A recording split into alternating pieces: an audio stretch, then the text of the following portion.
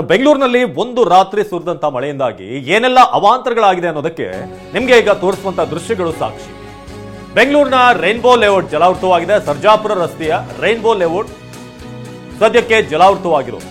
ಹೊಳೆಯಂತಾಗಿರುವಂತಹ rainbow drive layout ಮನೆಗಳು ಸಂಪೂರ್ಣ ನೀರಿನಲ್ಲೇ ಮುಳುಗಡೆ ಆಗಿವೆ. ಮನೆಯಿಂದ ಹೊರಬರೋಕ್ಕೂ ಕೂಡ ನಿವಾಸಿಗಳು ಒದ್ದಾಡ್ತಾ ಇದ್ದಾರೆ. ಲೇಔಟ್ನಲ್ಲಿ ಇರುವಂತಹ ಟ್ರಾನ್ಸ್ಫಾರ್ಮರ್ ಕೂಡ ಜಲಾವೃತವಾಗಿದೆ. ಎಲ್ಲಾ ಮನೆಗಳಲ್ಲೂ ಕೂಡ ಪವರ್ ಕಟ್ ಆಗಿದೆ. ಜನರು ಈಗ ಪರದಾಡ್ತಾ ಇದ್ದಾರೆ. ಇದು ಮಳೆ ಅಬ್ಬರಕ್ಕೆ ರೈನ್ಬೋ ಲೇಔಟ್ ಹೇಗಾಗಿದೆ ಅನ್ನೋದರ ಒಂದು ದೃಶ್ಯ. ಸರ್ಜಾಪುರ ರಸ್ತೆಯಲ್ಲಿರುವಂತಹ ಒಂದು ಏರಿಯಾ ಇದು. ಸೊ ನೀವೀಗ ನೋಡ್ತಾ ಇದ್ರೆ ಜನ ಹೇಗೆ ಪರದಾಡ್ತಿದ್ದಾರೆ ಅಂತ. ಸೊ ಅಲ್ಲಿಂದ ಹೊರಗಡೆ ಬರಬೇಕು, ಏನಾದರೂ ಅಂಗಡಿಗಳಿಗೆ ಬರಬೇಕು ಅಂತಂದ್ರೂ ಕೂಡ ಮೊಣಕಾಲಿಂದ ಮೇಲ್ವರೆಗೂ ಕೂಡ ನೀರಿದೆ. ಇನ್ನೊಂದು ಕಡೆ ಟ್ರಾನ್ಸ್ಫಾರ್ಮರ್ ಕೂಡ ಮುಳುಗಿ ಹೋಗಿರೋದ್ರಿಂದ ಅಲ್ಲಿ ಯಾವುದೇ ಪವರ್ ಈಗ ಸದ್ಯಕ್ಕೆ ಕೊಡೋಕೆ ಸಾಧ್ಯನೇ ಇಲ್ಲ. ಅಷ್ಟು ಮಟ್ಟಿಗೆ ಪರಿಸ್ಥಿತಿ ಬಿಗಡಾಯಿಸಿದೆ. ಸೊ ಮನೆಯಿಂದ ಹೊರಬರೋಕ್ಕೂ ಕೂಡ ಒದ್ದಾಡ್ತಿರುವಂಥ ಜನ. ಸೊ ನೀರನ್ನು ಹೊರತೆಗೆಯುವಂಥ ಪ್ರಯತ್ನ ಆಗ್ತಿದೆ. ಆದರೂ ಕೂಡ ಭಾಳಷ್ಟು ನೀರಲ್ಲಿ ನಿಂತಿರೋದ್ರಿಂದ ಅದನ್ನು ಕ್ಲಿಯರ್ ಮಾಡೋದು ಕೂಡ, ಹೊರಗೆ ಹಾಕೋದು ಕೂಡ ಭಾಳ ಸಮಯ ತೆಗೆದುಕೊಳ್ತಾ ಇದೆ. ಇದು ಬೆಂಗಳೂರಿನ ಹೊರವಲಯದಲ್ಲಿ ಬರುವಂಥ ಪ್ರದೇಶಗಳು. ಹಾಗೆ ಈಗ ಡೆವಲಪ್ ಆಗ್ತಿರುವಂಥ ಏರಿಯಾಗಳು, ಭಾಳಷ್ಟು IT ಹಬ್ಗಳಿರುವಂಥ ಪ್ರದೇಶ, ಹೆಚ್ಚಾಗಿ ರೆಸಿಡೆನ್ಷಿಯಲ್ ಅಪಾರ್ಟ್ಮೆಂಟ್ಗಳು ತಲೆ ಎತ್ತಿರುವಂಥ ಪ್ರದೇಶಗಳಲ್ಲೊಂದು ಈ ಸರ್ಜಾಪುರ, ವೈಟ್ ಫೀಲ್ಡ್, ಸರ್ಜಾಪುರ ಈ ಏರಿಯಾಗಳು.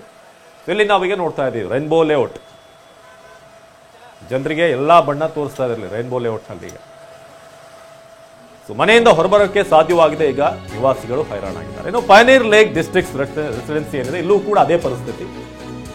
ಆನೇಕಲ್ ತಾಲೂಕಿನ ಗಟ್ಟಹಳ್ಳಿಯಲ್ಲಿರುವಂತಹ ರೆಸಿಡೆನ್ಸಿ, ಇಲ್ಲೂ ಕೂಡ ರಾಜಕಾಲುವೆ ನಿರ್ವಹಣೆ ಸರಿಯಾಗಿಲ್ಲ. ಹಾಗಾಗಿ ನೀರೆಲ್ಲ ಕೂಡ ಬರ್ತಾ ಇದೆ. ಗಟ್ಟಹಳ್ಳಿ ಹುಸ್ಕೂರು ಕೆರೆಗೆ ಸಂಪರ್ಕ ಕಲ್ಪಿಸುವಂತಹ ಕಾಲುವೆ ಇದು. ಮತ್ತೊಂದು ಏರಿಯಾ ನಮಗೆ ತೋರಿಸ್ತಾ ಇರೋದು ನಿಮಗೆ ಪಯನೀರ್ ಲೇಕ್ ಡಿಸ್ಟ್ರಿಕ್ಟ್ ರೆಸಿಡೆನ್ಸಿ, ಇಲ್ಲಿ ಗಟ್ಟಹಳ್ಳಿಯಲ್ಲಿರುವಂತಹ ಪ್ರದೇಶ. ಸೊ ಆನೇಕಲ್ ತಾಲೂಕಿನ ಗಟ್ಟಹಳ್ಳಿಯಲ್ಲಿರುವಂತಹ ರೆಸಿಡೆನ್ಸಿ. ಸೊ ಅಲ್ಲಿ ಸದ್ಯಕ್ಕೆ ಆ ರೆಸಿಡೆನ್ಸಿ ಅಪಾರ್ಟ್ಮೆಂಟಿಗೆ ಹೋಗುವಂಥ ರಸ್ತೆ ಎಲ್ಲವೂ ಕೂಡ ರಾಜಕಾಲುವೆ ನಿರ್ವಹಣೆ ಸರಿಯಾಗಿಲ್ಲದೆ ಕೆರೆ ಕೋಡಿ ಬಿದ್ದು ಈಗ ಎಲ್ಲ ಕಡೆ ಕೂಡ ನೀರು ತುಂಬಿಕೊಳ್ತಾ ಇದೆ.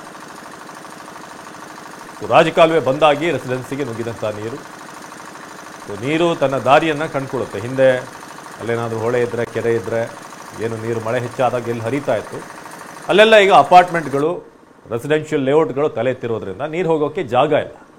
ಈಗ ನೋಡ್ತಾ ಇದ್ರೆ ಪಯನೀರ್ ರೆಸಿಡೆನ್ಸಿ, ಒಟ್ಟು ಮಕ್ಕಳು ಸೈಕಲ್ನಲ್ಲಿ ಬರ್ತಿರೋದು, ಆಟೋದವ್ರಿಗೂ ಕೂಡ ಅಲ್ಲಿ ಹೋಗೋಕ್ಕೆ ಸಮಸ್ಯೆ.